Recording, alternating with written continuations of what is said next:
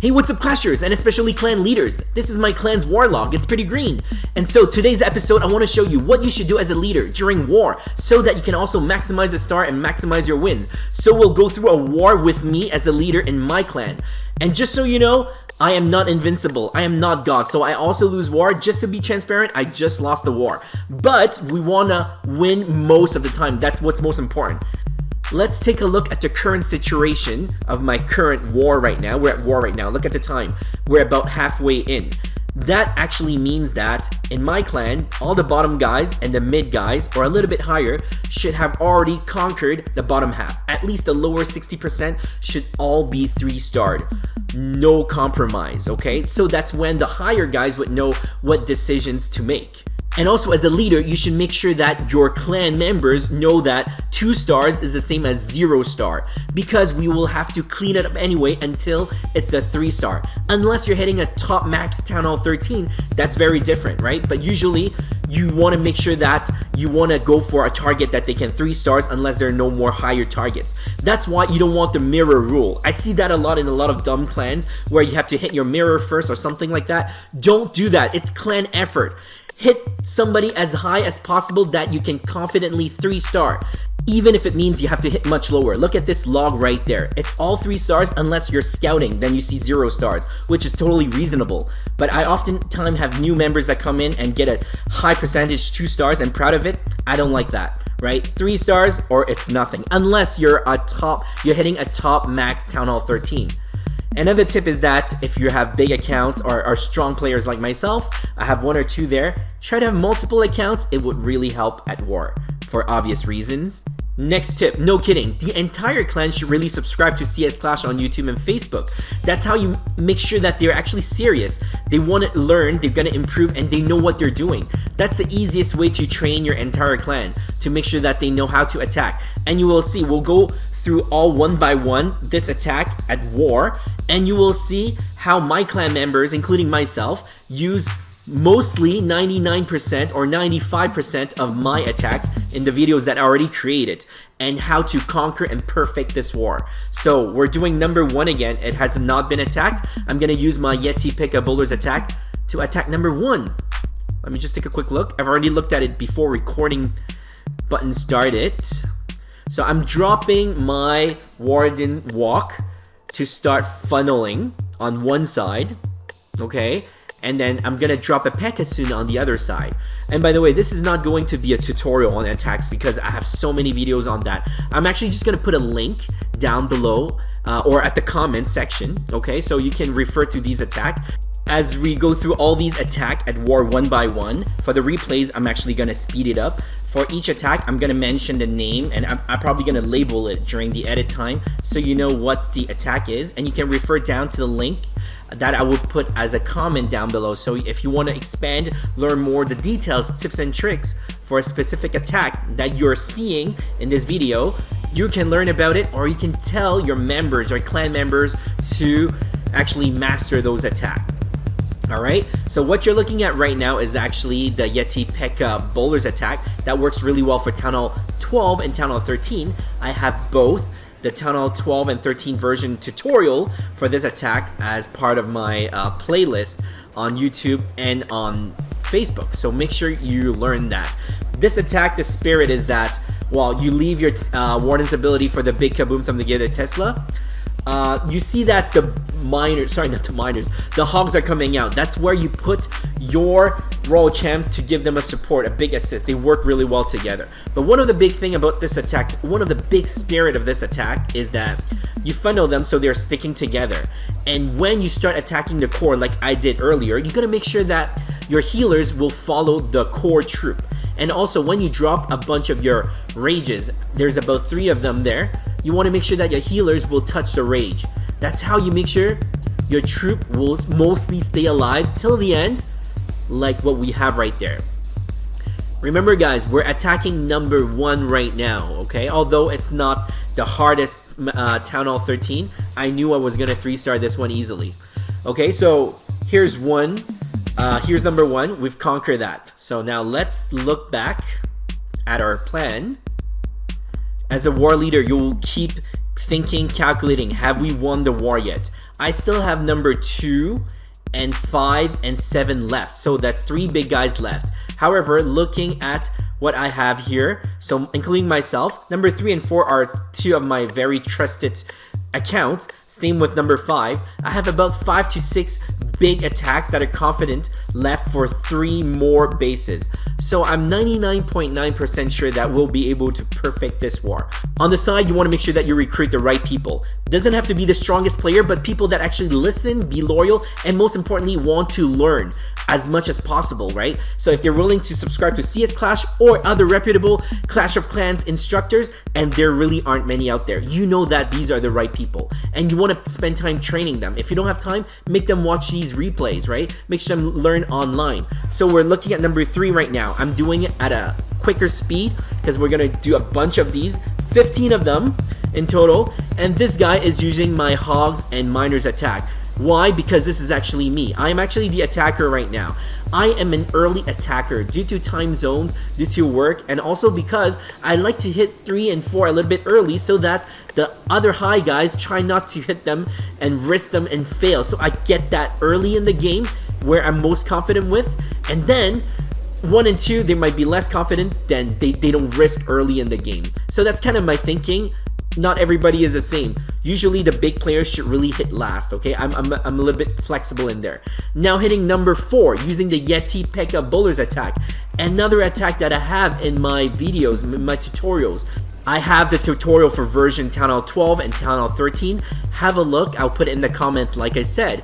This is not as popular as the Hogs and Miners attack for the big guys, but it's extremely powerful. Oftentimes I find this attack is much more confident. I'm more confident with this attack than using Hogs and Miners, depending on the situation. So that's definitely something you want to learn, and that's why you want to subscribe to CS Clash on YouTube and Facebook so you don't miss any of the latest trends. Same with your members, especially the high and the mid ones. Those are significant. You want to make sure that they're well trained. Okay, we've done 4, 5, we haven't done it yet, so let's go to 6. So number 6 here, so Dan, this number 5 Dan guy is somebody that I very trust. Unlike a lot of my players, a lot of my top players, he was not home raised. He came midway. Half of the time he would use my attack, half of the time he would use his own style. This is Laloon attack right now. He's actually using his own style. So if you look at my Laloon version, it's just slightly different, but the concept is very, very similar. He did not do a good job there with the E-drag, but he did a good job at damage control. In that case, you want to poison it. You want to add a rage on top of it when all the lava pups are actually attacking that E-drag. I've actually mentioned that in a few of my videos. So that's good damage control. Alright, next one, 7, not done. So let's go to 8. CSC, that's my small account. Which Bobat attack is what I have used against this? This is one of the number 1 attack I recommend for Town Hall 11 and Town Hall 12. All leaders should really make their Town Hall 11 and 12 become familiar with this attack because this attack is so easy. Alright, I would say Laloon is a little bit harder to understand for certain people, but this one is actually a brainless attack and easy to 3 stars once you've mastered it, and it will take just few tries, honestly, unlike Laloons and Hogs. So that was number 8 for you, so let's go to number 9 right now. So that will be Jay attacking. So Jay will be using the Witch Bobat attack in this case, which is the same thing again. The Witch Bobat attack, he used to be a very bad player in my clan. He never listened to me to use my attack. I told him many times to use the Witch Bobat. He failed many times. I almost kicked him. One day he clicked, he listened, he started using this. Man, he started 3-starring at war all the time. So a lot of these people came a long way. That's why I told you, as a leader, you gotta train your guys. You gotta brainwash them, right? Alright, next thing, number 10. This is another Witch Bobat attack. That's why I tell you, Witch Bobat attack is one of the top number 1 attack for all the mid bases. That will be Town Hall 11, maybe Town Hall 12, but definitely Town Hall 10 and Town Hall 11. Actually, no, sorry, Town Hall 11 and 12. This would be the best attack. It doesn't work for all situations, but it works for most of the situations, including ring bases. Okay, that's the Witch Bobat attack. And the next one is by Gimli, which is a small account from Dan, the guy that I said that has his own style as well. In here, he used Hogs and Miners, which I also have, but this is his own style. It's a little bit different, but it's a good variation. Notice that he is using a battle blimp, okay, not the typical wall wrecker, or in my case, I like to use the siege barrack. So he used a Yeti blimp, which is extremely powerful. It always comes with a rage, so that you make sure that your Yeti and the Yeti purple balls can finish off one of the big defenses. If you take on higher, bigger bases like Town Hall 12 and 13, that Yeti blimp will guarantee to take down the Town Hall, okay, which is the Giga Tesla and Giga Inferno, if you land it right with a rage. Even if the Yetis are aiming for something else, those purple balls will finish that Town Hall off, which is absolutely amazing. Number 12, this Julian guy is absolutely new. And I've mentioned it before. If there's a new guy that you are unsure, right, you don't want to put too many of them at war, because I want to perfect my war as much as possible. But you also want to test your guys, right? You also want to let them grow so that you don't restrict them too much. So I would allow 1 or 2 max, depending on the size of the war. So in this case, I've only allowed 1 new guy, which is Julian here, or Julian. But he did well. He's been here for a little while already. He's not that new, but he's still considered pretty new. And he caught up a little bit with the way that we attack, which is great. So lower than that right now, attacking number 13. Again, the Witch Bobat attack from Jay again. Works extremely well for Town Hall 11. It works extremely well for Town Hall 11. It's a little bit harder on Town Hall 12 for other reasons, but if you're Town Hall 11, this is so easy, okay? You just gotta make sure that you get that eagle with your ground troop before you launch your bats, and it's very easy. Town Hall 12 is a little bit harder because you gotta also take down the Giga and Tesla. Okay, so we're left with number 2, 5, and 7, so we'll wait a bit. I want to keep my last attack as a backup, so we'll let the other big guys attack. My prediction is that he will likely use a Miners and Hogs attack in there. And number 5, let's take a quick look at this one. My prediction is they will use Miners and Hogs again for this one. I think that will be the easy one. And for number 7, it will be, I'd say if it's a Town Hall 12, it would be Witch Bobat attack. But if it's attacked by Town Hall 13, it will be likely a Yeti Pekka Bowlers attack, okay? Depending on who's attacking it. Okay, so let's take a quick look at here. We're in very good shape right now. Only 3 big left, but we have at least 6 big attacks. Confident ones from confident players. So I'm actually very confident that this war is likely going to get perfected. As a war leader, you should also have a war plan to announce to the group before every war. I don't do it as often now because my guys have been with me for quite a while. But if it's a new thing that you want to start again, or there are a lot of new joiners, I would start writing war plans before any war attacks, so they know exactly who they attack, so they will not attack too high, or they will not start doing 2 stars for no reason. No heroism, it's a clan effort to maximize our stars. And just a little quick tip there, if you want to write war plans, I would use an external editor because it's easier to edit for the next time, for the next war. It's cumbersome, and I would just copy and paste it here, and I would use emojis as well. It's easier to watch. Write your war plans, no ambiguity. Look at the time, 4 hours later now, and Dan has attack number 5. My prediction was Miners and Hogs, but actually he used the Yeti Pekka Bowlers attack because this base is the same as number 1, so I told him to follow exactly what I did, and he actually did that. If you notice, there's an E-Drac out there, the Yeti Pekka Bowlers attack. He did the exact same step by step. Since the blueprint was already there for a successful attack, there could be some minor factors here and there, but that was the safest way for him to do it. So he went the safe path. He copied my exact same attack that I did on number 1, and he did finish off number 5 with 3 stars. Alright guys, we are near the end of the game right now. We got number 2 that just got attacked by Downtown, which is our number 3 that I really trust, like I told you. He did not use what I predicted. He also used Yeti Pekka Bowlers attack. That's why, guys, I told you this attack is so amazing, but not a lot of people know about it. People know about the Yeti smash. This is not the Yeti smash, alright? This is the Yeti Pekka Bowler's attack. Link at the comment. Check it out. Master that. You will have a lot more greener Warlog. And there you go. And he finished it off. I actually did not think of using this attack for this base there for some reason.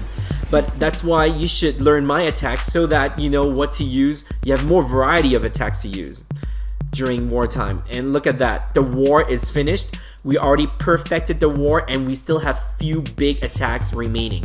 And some small ones because they know that they already ran out. But I would usually recommend my smaller guys to not waste it. Why don't you loot? But they're a little bit lazy. That's really life. But look at that. We still have 4 large attacks for 4 reliable players in this war. We have an hour left. And because he did not use my Hog and Miner attack for number 2, I'm gonna do it here to show you guys why this would also work. So I'm not like just talking since we already won this. Not too serious. If I fail, don't laugh. But I think I should be able to do this one. Because with my queen walk, I can take down a bunch there.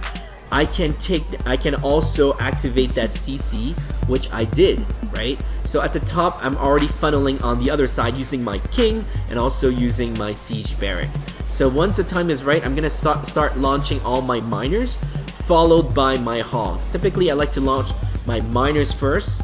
Actually, let me put one balloon, Bob the Balloon here just to tank whatever, I don't know what there is. Now dropping all the rest. I like to put my miners first usually, followed by my warden and then my royal champ, and then launch my hogs a little bit at the back because I don't want them to go too fast, right? Because they skip the non-defenses. So they might go a little bit too fast later. I want the whole group to stick together so they can be healed together, Warden's ability together, rage together. And I'm not supposed to be giving you instructions, tutorial on how to attack today. I forgot about that. Just look at the comment below. You have the links to tell you each of these in details, all the tips and tricks.